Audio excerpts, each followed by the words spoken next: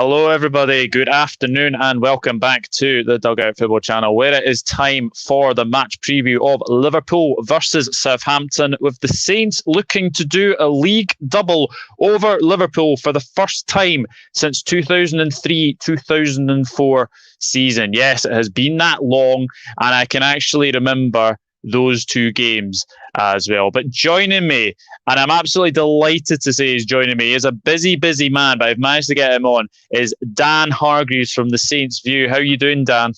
Yeah, I'm good. Like we said off camera, kind of looking forward to the season being over now. But 5 games to go. Hopefully we can end with a big league double over the reigning Premier League champions. That'd be quite cool.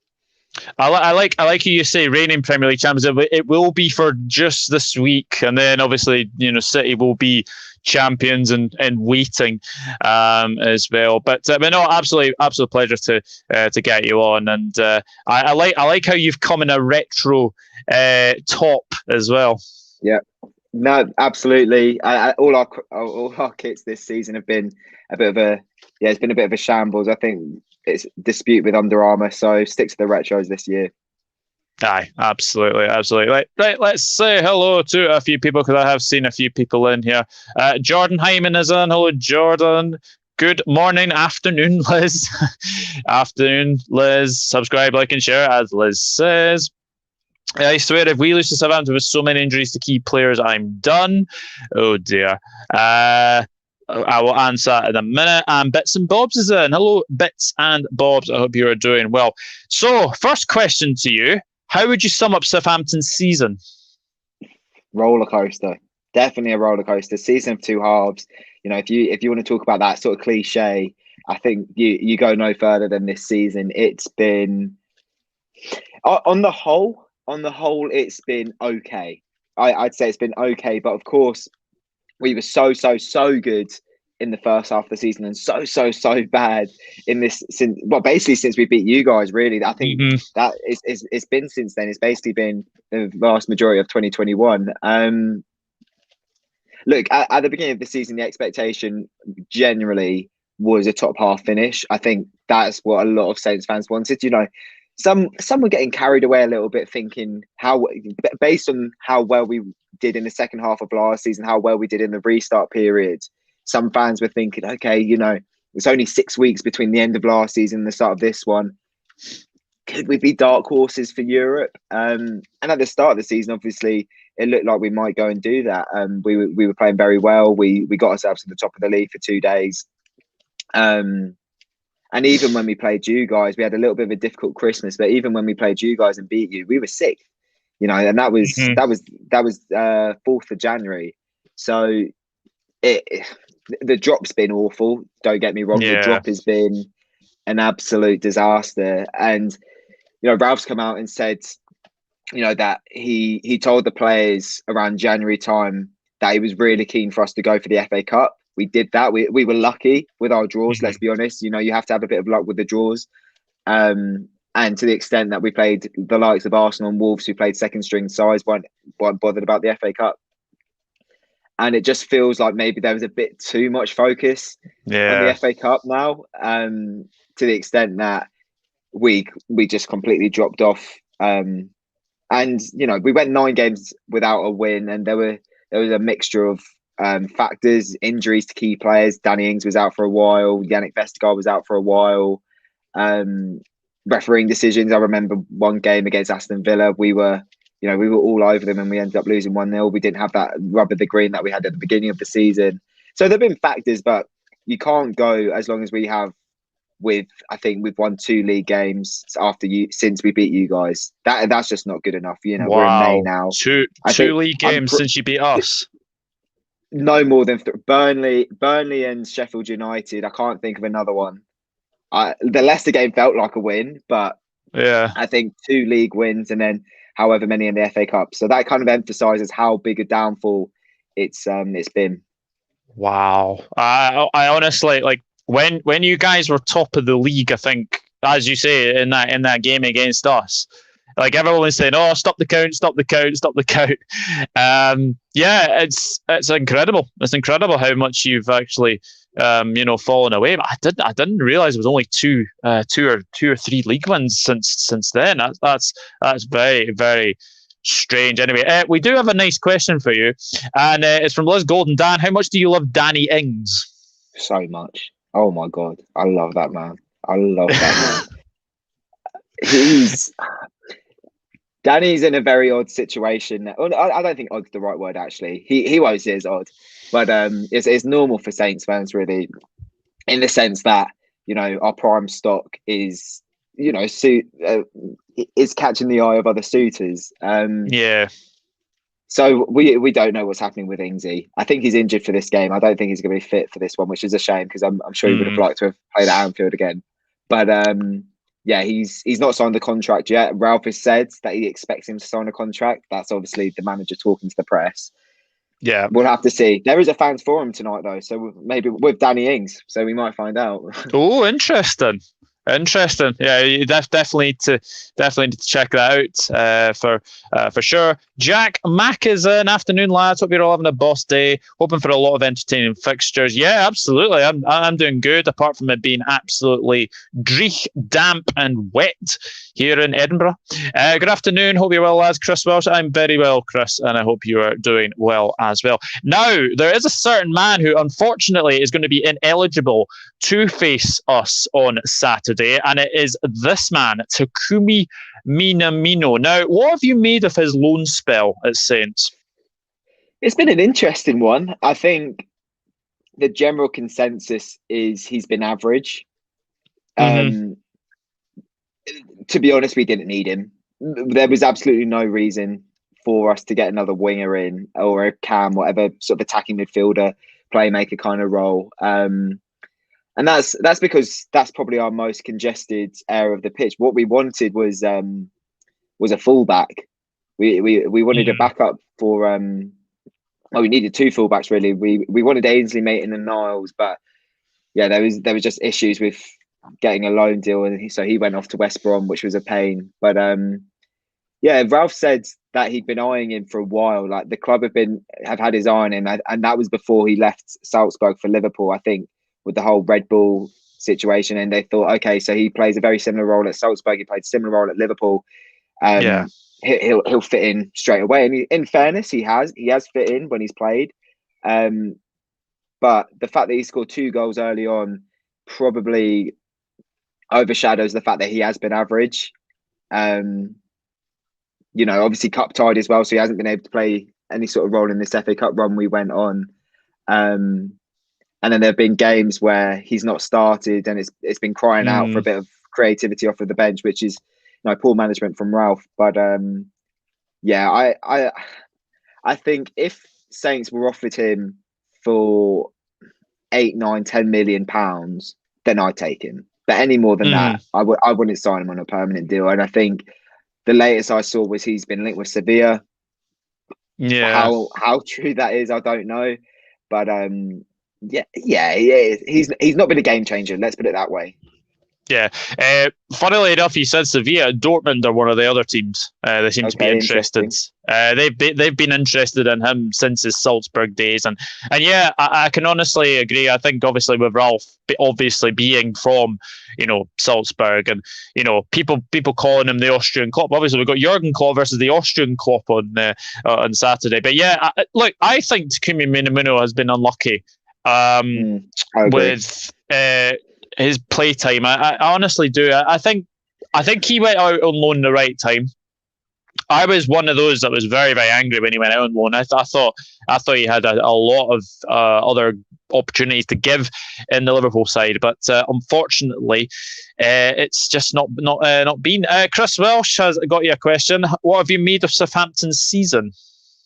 Like I said, mate, roller coaster. It's been very mixed feelings, very, very mixed feelings. I think the cup run has probably helped us a little bit because, if we didn't have that, well, to be fair, if we'd been knocked out first round against whoever it was, I think Shrewsbury, maybe we wouldn't have gone on to lose so many league games. Who knows? But yeah, it's mixed. Yeah, hindsight is a wonderful thing. Let's go back to the game in January because A lot of Saints fans that I saw on Twitter, and people were saying that was probably your best defensive performance of the season.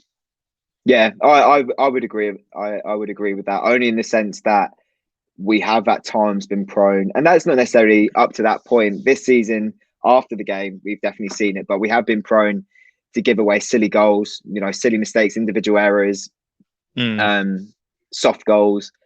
And I think the feeling was we just had so many injuries. That was the thing. If I remember correctly, we had quite a few injuries going into that game to key players, or we were welcoming some back. And it just felt like, everything was against us. We'd had a difficult Christmas period. We were struggling. We were struggling, and I don't think any Saints fan expected us to come away with a point, let alone all three.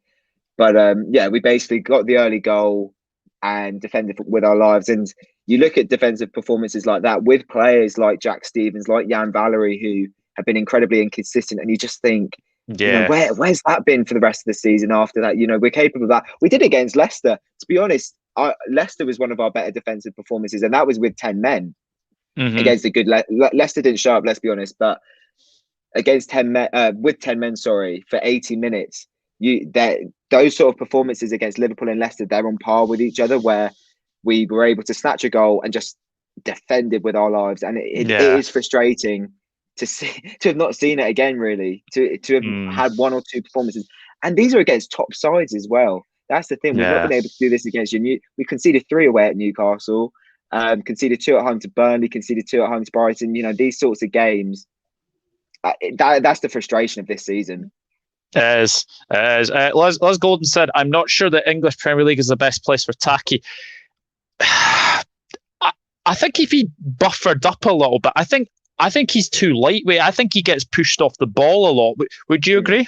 Yeah, I think, to be honest, he's not played so much that I've been able to get a real good gist of him. But I would definitely agree physicality is not a strong point. I think he's got a bag of tricks. He's very good on the ball. Decent enough shot on him. But yeah, I do feel like he's just missing that extra little bit, that extra percent. Do you know what I mean? You can see there's a player there. There's definitely a player there. But I'm very interested to see what happens with Minamino in this summer. At the moment, I'd be surprised if he was a permanent Southampton player or even on loan again at us for next season. Yeah. But yeah, we'll see. Christopher says, "I didn't understand why we signed Minamino in the first place. I thought it was pointless when we did sign him. Can see Red Bull relationship continues by joining Leipzig.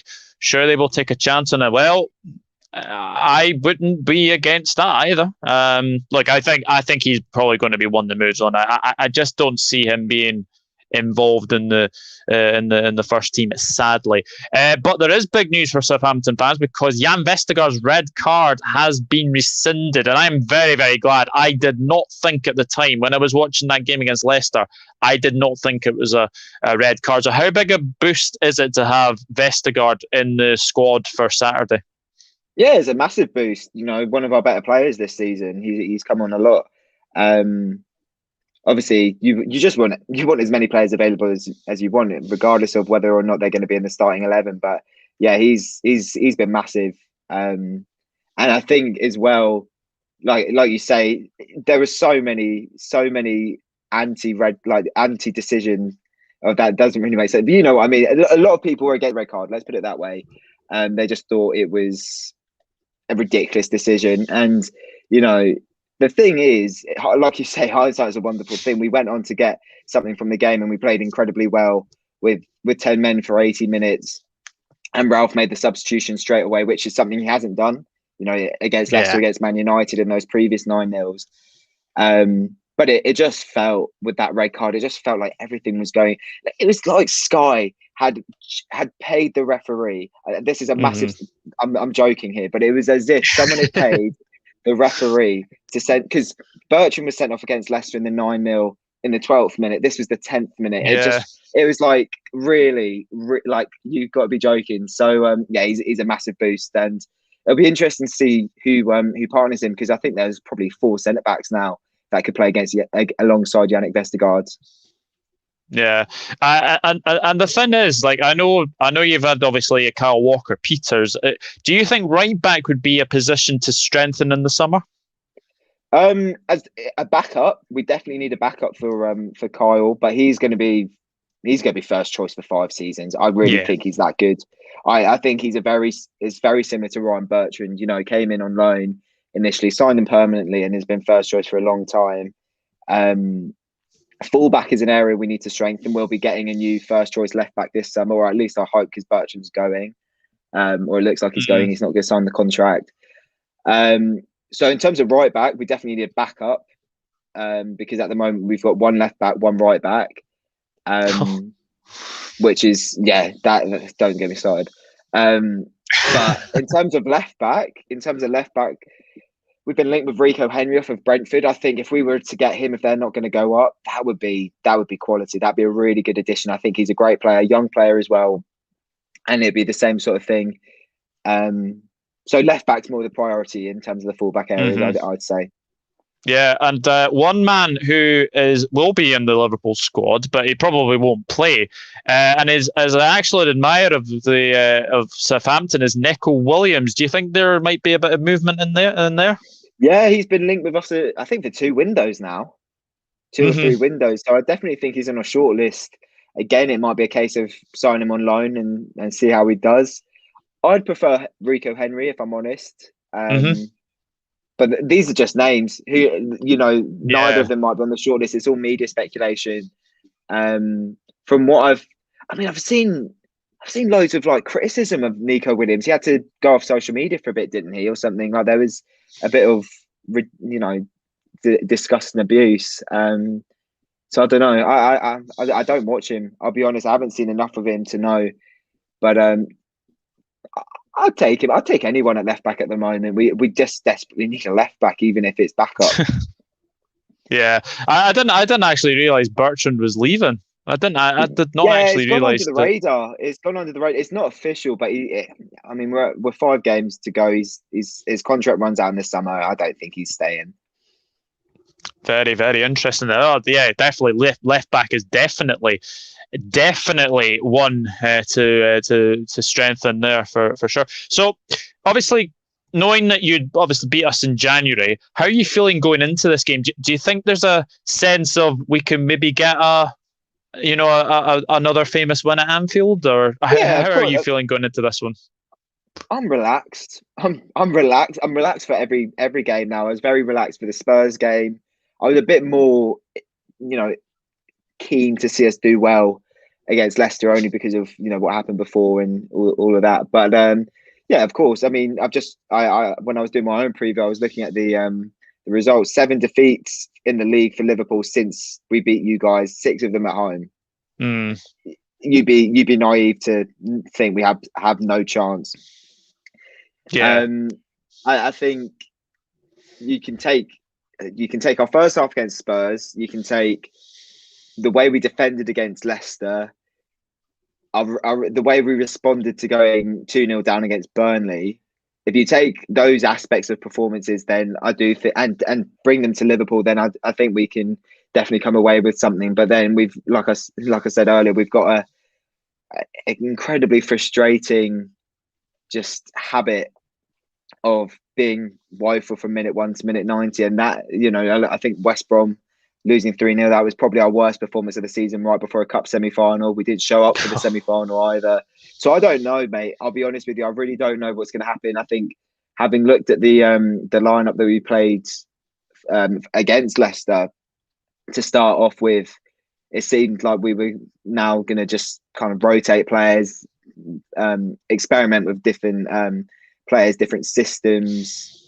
So I don't know, but I definitely feel like there's an opportunity here for sure. Yeah, absolutely. And I think people look at Liverpool now, and the thing is, I think the way we can say this now is that people don't fear us at Anfield now. People do not fear us at Anfield anymore. But I actually wonder if that is without fans.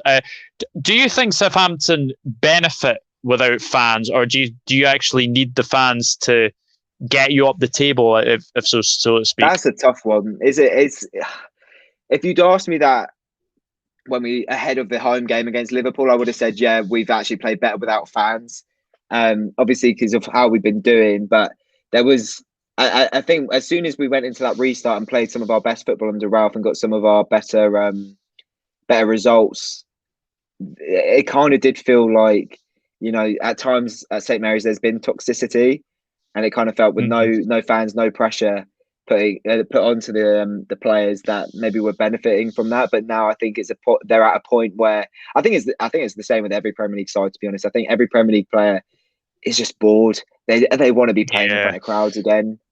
Yeah, it's not football. It's not like I honestly I think they've done a very, very good job to get this season like done in like a short period of time. Yes, I know there's been so many games, but I think what you'll see next season, I think the season will be from August to May. Like honestly, I just want a bit of normality back in our lives. The fact that we had to finish the season in July last season was ridiculous. The fact we had to start in September as well.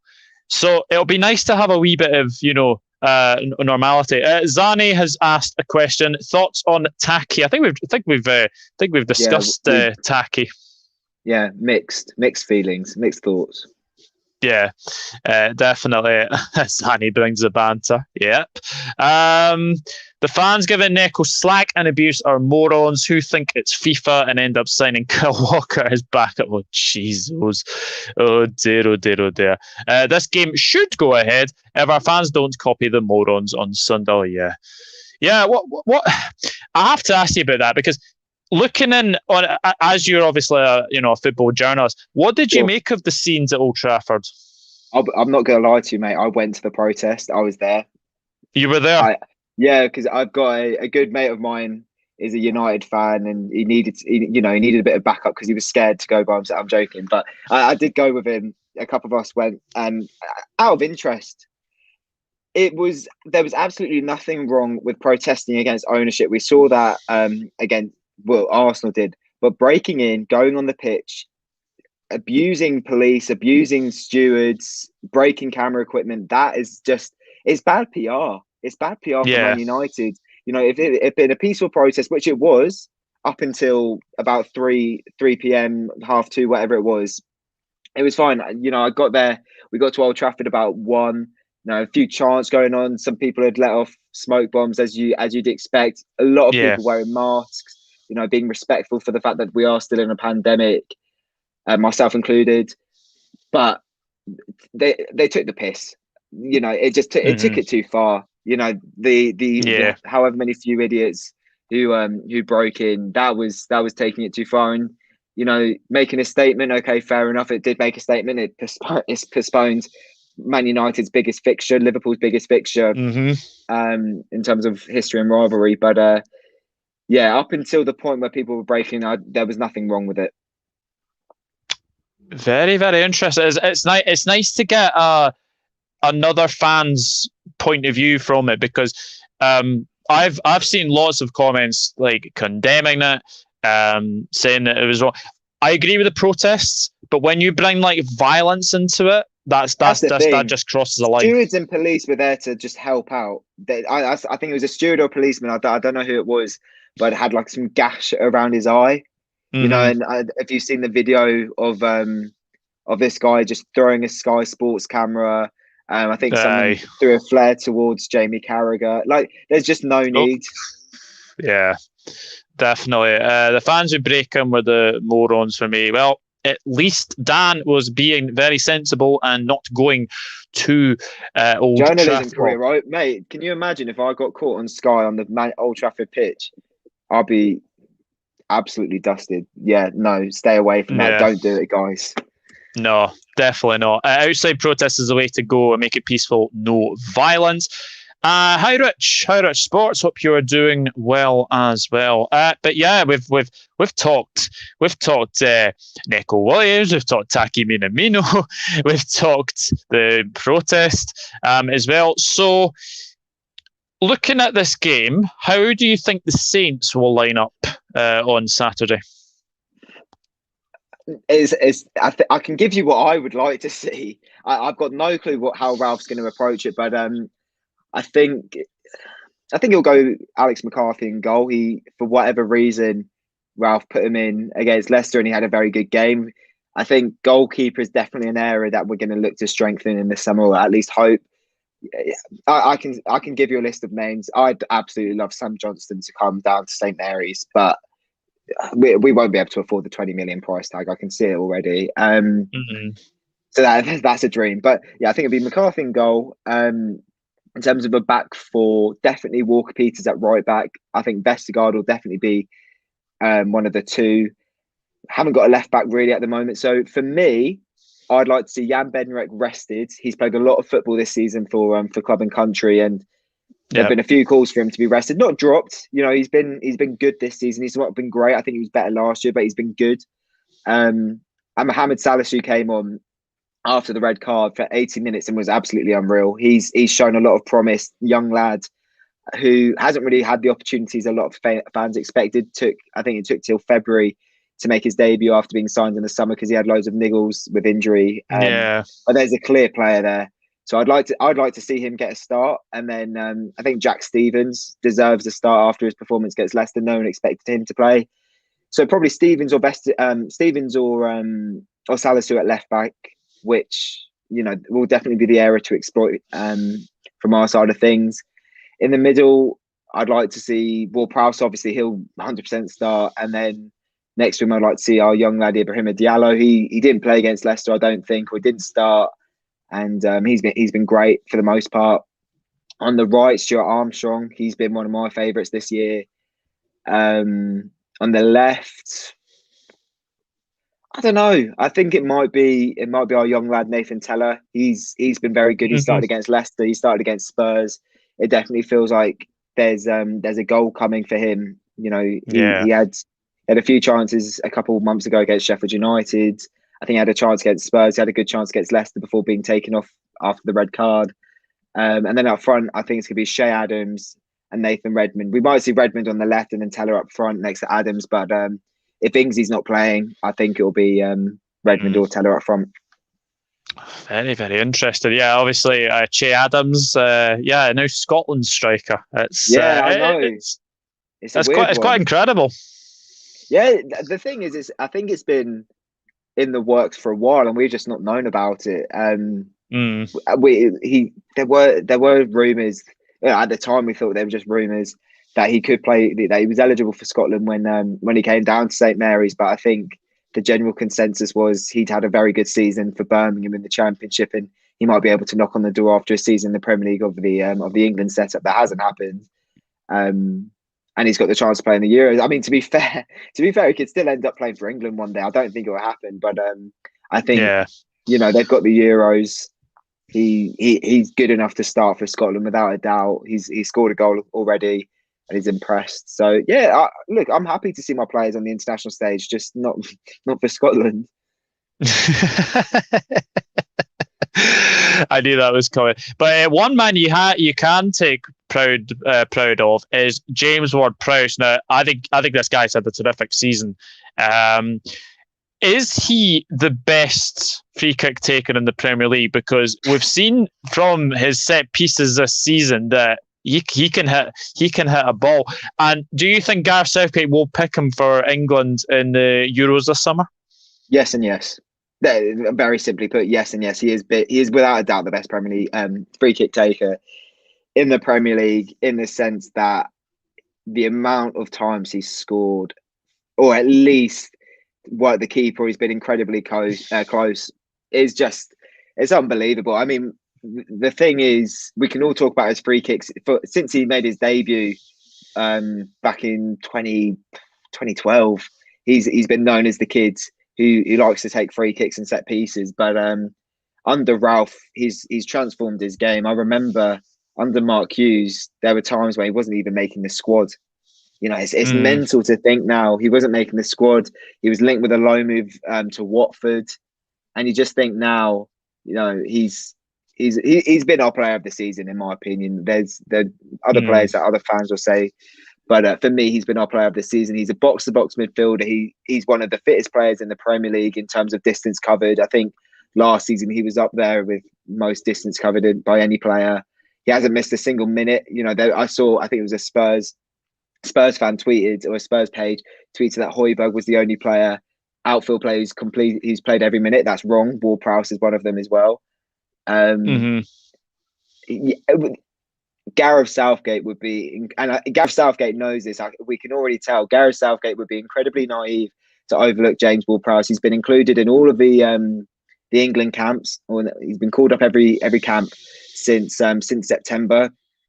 He's played. Yeah. He was Southgate's captain in the under 21s a couple of years ago, and now that the squad's been extended to 26 men, it would be an absolute travesty if James Ward-Prowse is not in that squad. Look, I don't expect him to play. That's a completely different thing, but he offers something that no other England player offers, and that's the free kicks. Yeah, absolutely. Chris. Favorite player outside his big sticks. Wow, Chris. Honestly, don't upset Dan. Don't upset Dan because he's asked Ward-Prowse to Liverpool. Oh, okay. Yeah, he rates Southampton again and signed Ward-Prowse. He wishes, honestly. I don't see it. I honestly don't see it. Every game must win for top 4 now, in my opinion. Oh yeah, Rich Sports still confident of top 4. No. Simple answer. The fact is, we don't do well against these sides who are 10th or below. So that has to be saying something. Right, so let me get my Liverpool team to play Southampton. I've basically picked the same 11 that was going to be picked for Manchester United. So it is this. It is Alisson, Trent, Kabak, Phillips, Robertson, Fabinho, Thiago, Milner, Salah, Mane, Firmino. And then on the bench, you've got Adrian, Nico Williams, Naby Keita, Wijnaldum, Shaqiri, Shimikas, Jota, Ox, and Casper the Ghost, Ben Davis. Well, he's not really Casper the Ghost anyway. But when you look at that lineup, where do you think the joy could come from Southampton in this game? The centre backs. Honestly, playing through the middle. I think Phillips has improved. Definitely. I haven't seen. To be honest, I thought Kabak would be a better signing for you guys. I think for us, I mean, I can pick any player out of Liverpool's team because they've all underperformed. But at the same time, if they show up, we're going to have a real difficult task, and that's the big question for both teams. It's about if who shows up. I would say through the middle, definitely putting pressure on those centre backs. If Ings was playing, I think he'd definitely get a goal. If Ings was playing, I think he'd have an absolute field day. I'd like to say our left-hand side against Alexander-Arnold only because he's had a poor season. But like I said, when he's on it, he's so good. So it's hard for me to exploit one area of that Liverpool team. I would say, from our point of view, we've got, our back four has to have a very strong game, and the keeper has to have a good game because that front. I mean, we know about a handful of those players on the bench and starting, obviously. And, Mane in particular, keep an eye out. Salah loves a goal against Liverpool. Firmino, not as much. I can't pick one area. It's going to be a tough game. It's going to be a tough game for you guys. It's going to be a tough game for you guys, in my opinion. But it's going to be a tough game for us. Absolutely. I have to say, this is going to be a very tough game. So Chris Welsh has put his lineup in. So he's going Alisson, Arnold, Kabak, Phillips, Robertson, Fabinho, Thiago, Salah, Firmino, Mane, Jota. That's my lineup. I know it'll be 4-3-3. So he's going for the 4-2-3-1. Saying that, Klopp went 4-2-3-1 versus Newcastle. Yes, he did. He did. But I think the problem is that, Chris, Divock Origi is not in favour with Klopp. I think that's a simple thing. I think he's going to be leaving. So, you have to have somebody on the bench because otherwise we're a bit short up front. So I can definitely see striker being one of those positions as well. I wish Dan, don't worry. That's about Ward-Prowse. Who's Davis? I don't know. I don't know who Davis is. I think, as they said, Casper the Ghost.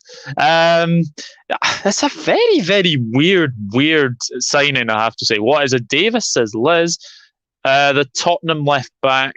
I don't know. Ben Davies. Yeah, Ben Davis at Tottenham. Yeah, I don't think so. Surely Jota has to start over Firmino. Yeah, but I wonder if Klopp will have a bit of a different now, saying that. Do you think? I think Klopp will have a thinking that Jota will probably start on Thursday now against Manchester United. I think Firmino might get rested, but as Dan says, Mane, Salah, they do like a goal against Southampton. But then again, Mane did love a goal for Southampton against Liverpool. So That's what I mean. He loves the fixture. Salah's the one that I'm looking out for. Mane only because he's an ex-player. I think he scored once against us in however many games it's been since he left. Salah's the one. Salah's the main one I'm always looking out for. Here's a very good question. I'm sorry if I butcher your name. Soren Rabjerg Didrikson. I hope I haven't butchered that name. I think that's a good attempt. Are there any young Saints players coming from the ranks the next couple of years? Not really. That's the disappointing thing, because we're a club renowned for our academy and our our youth products. I would say Nathan Teller, who might start this weekend, is one to look out for. But when he's played, he's been exceptional. He's been a very good addition to the first team. There are a handful of players who are involved in the squads. The likes of Dan Ndulu has been on the bench a lot, and he's come off the bench a couple of times in the Premier League. He's scored in the FA Cup. He's a striker, so there are a couple of players. The under-23s have had a poor season, to be honest with you. I think that's been a mixture of a couple of under-23s being involved in the first team. And just, I think they got promoted 2 seasons ago, so they've struggled, which there's not much you can do about it. So to answer your question, no, not really. You're Danish. Well, thank you very much for tuning in. I really do appreciate it, and I'm trying to get this channel to every possible fan, and in particular, my prediction: Liverpool 2, Southampton 0, but it'll be a very hard game. It's easy for any team. No, absolutely not. Afternoon, lads, and Gals says Genie 20. So, Dan, before I let you go, what is your prediction for Saturday? I mean, I can go. I'm gonna go confident and say we're gonna get a point. I think 1-1. Okay. I think I'm gonna go 1-1. I don't think we're capable at the moment of scoring more than 1 or 2 in a game, especially against a side like Liverpool, regardless of what's happened this season. But I'd like to think that we can take some inspiration from how we defended with 10 men last week against the top Leicester side, and incorporate that into our game against Liverpool. So I'm going to go. Don't get me wrong, it's optimistic. I think predicting a point. I'm not going to sit here and say we're going to be another side that go to Anfield and win 1-0. I'll go 1-1. 1-1.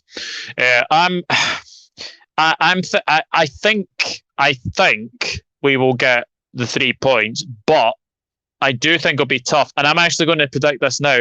Ward-Prowse will score an absolute banger of a free kick. I will predict that now. I can see Ward-Prowse scoring.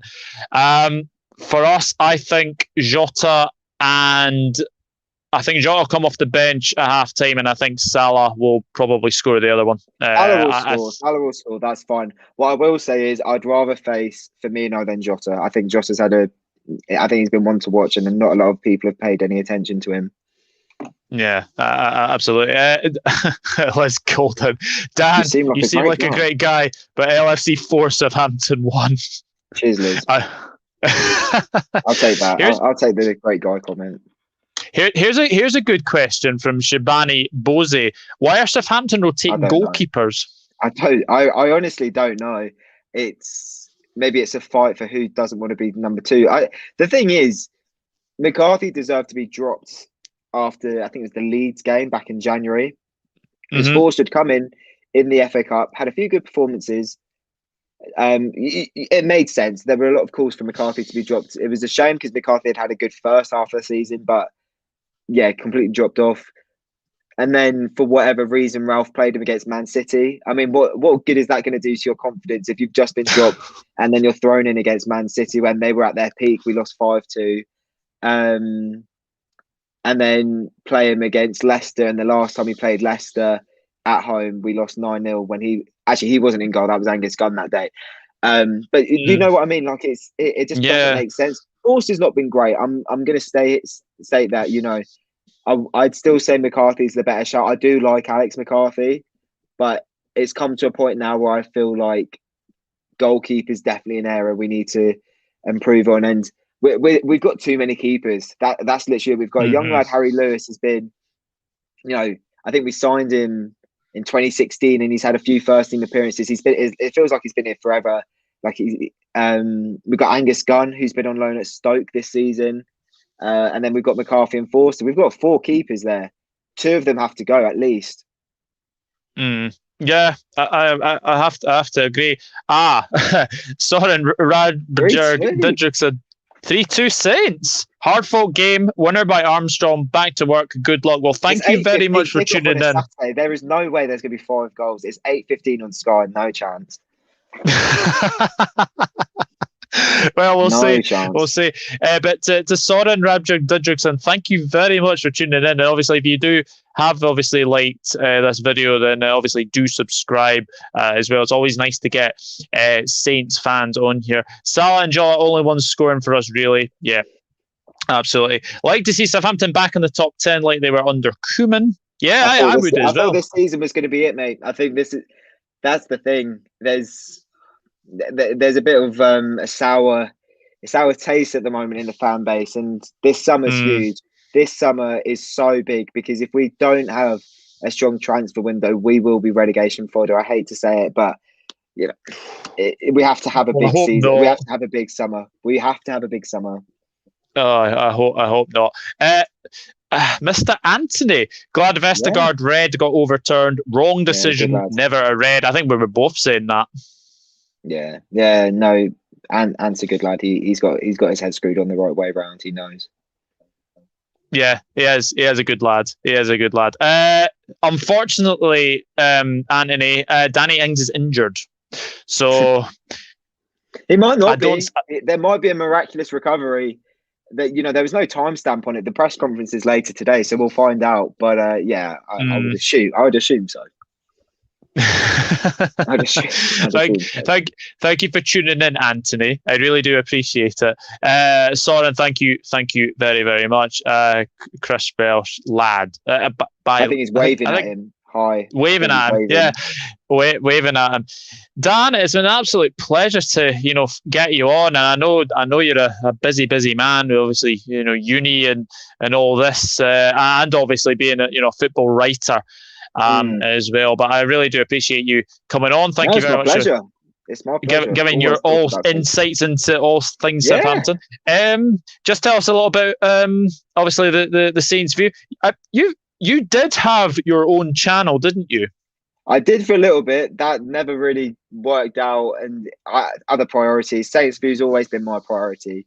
Getting that off and running. So yeah, Saints view we've been going for 2.5 years now. I think this is our first 2.5 years. This is our first season. Saints fan channel. If you want Saints content, come to us. We're trying to, we've set up a site. We're trying to be active on socials as well. So yeah, come to us if you want all your Saints stuff. And obviously, if you do follow Dan on Twitter, you will see that he goes to many football games. As well, because I need to get this right. Prost International. Yeah, drop them a follow on Twitter, guys. Prost International. Yeah, they've been unreal. Like the opportunity that I've got, and obviously it's been something I've wanted to do for years. It's what I've worked towards. Yeah, and now being able to do it. Yeah, so getting to go behind closed doors. It's a massive privilege. Don't get me wrong, but as soon as fans are back, it's just so strange. It's so strange being behind closed doors. Because you get your fan noise on TV, you don't get that in person. So yeah, sooner fans are back, the better. Absolutely. I think everyone echoes that as well. Genie Twice, lads, have a good day. Thank too, you mate. very, very much. But yeah, guys, obviously, if you have missed this live stream, then leave us a comment in the comments, and I'm sure myself or Dan will get back to you as soon as we can. But yeah, obviously, go and check out the Saints View. Dan's done a preview for this game, so that'll be coming out very shortly, I would imagine. Yeah, I think this evening, hopefully. Yeah, this evening, 6 o'clock this evening. Yeah. Yeah. Oh, one final question from Anthony. Ooh. What's your thoughts on the FA Cup ticket situation? I mean, are you surprised? Are you genuinely surprised that they're going to prioritise locals as opposed to fans? I'm not. 20,000 just feels 20,000 at this point still feels like not enough. I honestly think we could get half a capacity of Wembley in there, but I think Ant's going on about the fact that it's like 6,000 to Chelsea, 6,000 to Leicester, and then the rest to the locals and the NHS workers. I've got absolutely no issue being offered tickets. No. Of course not. But it was the same with our semi-final against Leicester. It just stunk of naivety. It just stunk of just ignorance. You know, the fans are what made it. For Leicester as well. It's Leicester's first final for over 50 years. And to think only 6,000 odd fans are going to get to go and all of that. But yeah, it's a shambles, but what can you do at this point? Yeah, absolutely. And Anthony has said, not surprised, just disappointed. I think everyone echoes those words as well. But thank you very much for watching this live preview. Obviously, go and check out Dan at the Saints View. And it should be a very interesting game. 8:15. Thanks, Sky. Thank you very, very much. Basically, I know the evening game is Manchester City Chelsea, and everyone will be focusing. Oh yeah, City won the league. But yeah, obviously 8:15 on Sky Sports should be a very, very interesting game for sure. But thank you very much for watching. If you have missed it, then catch us back, catch the replay of this as well, and we shall see you in the next one. Take care. Bye bye for now.